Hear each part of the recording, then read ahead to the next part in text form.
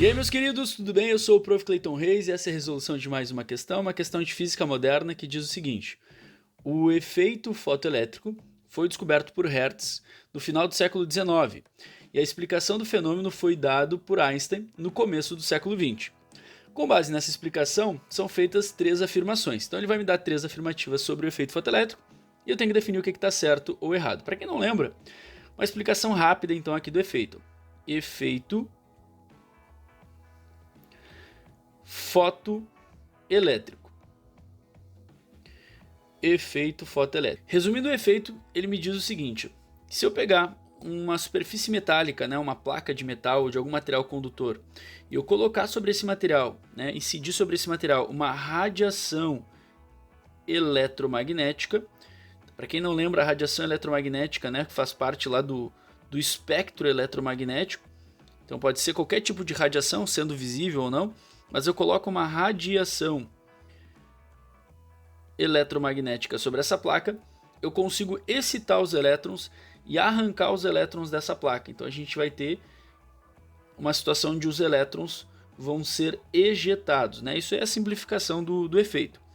Mas por que eles fazem isso? Porque a radiação é a emissão de energia, os elétrons absorvem essa energia e eles são emitidos.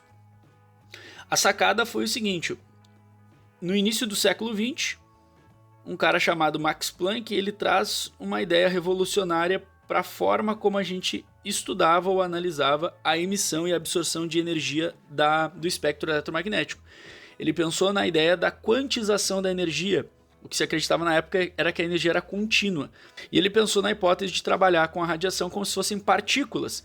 Essas partículas ele chamou de pacotes de energia, e aí depois vieram a ser chamados de fótons. Os tais fótons.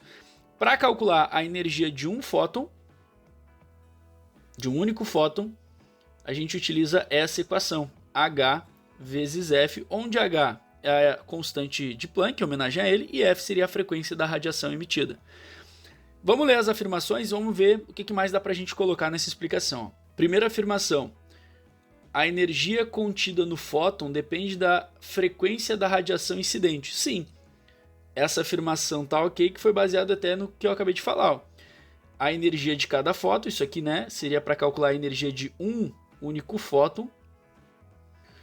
A gente vai pegar a constante de Planck, que é uma constante para qualquer radiação, e a frequência da radiação emitida. Quanto mais alta a frequência, mais alta a energia, por exemplo. 2. A radiação, ao incidir sobre uma superfície, pode arrancar elétrons desta. Também tá ok, essa é a definição que eu acabei de explicar também para você sobre o que é o efeito fotoelétrico. E 3. A energia cinética do elétron arrancado de uma superfície depende da intensidade da radiação incidente. Não, aqui está errado. Essa energia cinética depende da frequência da radiação incidente. Deixa eu explicar melhor para vocês. A energia cinética foi explicada por Einstein também, onde ele definiu o seguinte. O Einstein pegou essa ideia de energia quantizada e pensou no seguinte: cada elétron ele só pode absorver um fóton. Isso foi para explicar uma questão de que o efeito era instantâneo.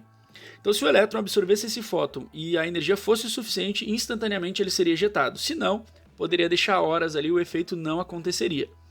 Então, esse elétron absorve a energia que vem do fóton. Vou chamar de EF aqui. A placa de metal ela tem o que a gente chama de função trabalho. O que é a função trabalho? Seria a energia mínima para que o efeito acontecesse.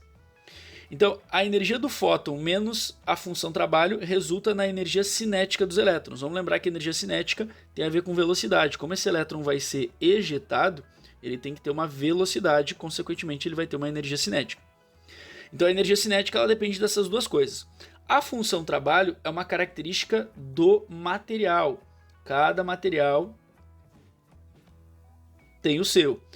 E a energia do fóton é uma característica de qual radiação eu estou mandando. Quanto maior a frequência da radiação, maior a energia. Então, qual é a jogada aqui? Se a gente abrir essas equações, a energia do fóton é calculado como H vezes F. E aí o que a gente consegue observar? Que isso aqui, se a gente manter o material, isso aqui vai ser igual. A constante de Planck é sempre uma constante, então a energia cinética de ejeção dos elétrons vai depender unicamente da frequência, de maneira que quanto mais alta a frequência da radiação, mais alta será a energia cinética desses elétrons, desses fóton-elétrons que a gente chama, né? Então a energia cinética está associada com a frequência. Aí tu pode pensar, tá, mas a questão não está falando da intensidade da frequência? Não. Intensidade é uma característica de uma grandeza física. Intensidade é uma relação de potência por área. E essa intensidade, essa grandeza física, ela é utilizada no efeito fotoelétrico para definir a quantidade de elétrons que vão ser ejetados. Então qual é a jogada aí? Potência por área, é a quantidade de energia por tempo por área que a gente tem também. E aí o que vai acontecer? Se o efeito já tiver sido observado, aí se eu aumentar a intensidade, consequentemente eu vou ter um aumento no número de fótons emitidos. E aí, consequentemente, eu vou ter, deixa eu botar aqui embaixo, um aumento no número de fotoelétrons. Tá? Mas o que seria aumentar a intensidade, a grosso modo falando? Seria aumentar a quantidade de radiação. Então pensa, se eu fizer o efeito com uma lâmpada, eu tenho uma certa intensidade. Se eu aumentar o número de lâmpadas todas idênticas, mas eu colocar mais lâmpadas, eu aumento a quantidade de luz que está chegando. Quanto mais luz, mais fótons. Quanto mais fótons, mais interação, mais elétrons sendo arrancados, no caso, mais fotoelétrons, né? Bom, então essa afirmação está errada, porque a energia cinética está ligada com a frequência da radiação emitida e não com a intensidade da radiação. A intensidade tem a ver com quantidade de fótons e quantidade de elétrons. Olhando as alternativas, ficamos aí com a alternativa D, que é a resposta para essa questão. Espero que vocês tenham entendido, espero que vocês tenham gostado. Muito obrigado por assistirem até aqui. Fiquem ligados aí nas próximas resoluções. E era isso, bons estudos para vocês e tchau, tchau.